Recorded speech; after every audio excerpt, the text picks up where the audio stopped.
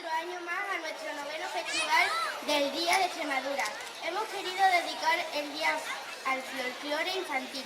Este año bailaremos la escuela infantil de las Nogaleas y la de los jarentinos de Jaraíz de la Vera. El grupo coro y danzas de los jarentinos debe su denominación al antiguo gentilicio de Jaraíz de la Vera, cuyos habitantes eran llamados jarentinos y que actualmente está en desuso ya que se llaman jarenceños.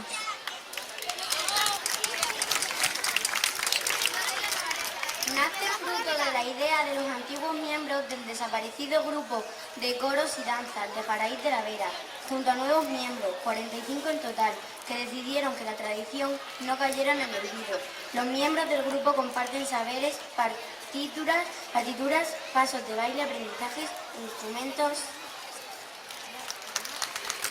Hablamos del presente, pero también esperan garantizar un futuro en el folclore con la sección infantil con 20 niños y niñas que empezaron con el año 2019 y que se divierten bailando con una gran ilusión. Hoy nos acompañan 12 de ellos. Un aplauso para ellos.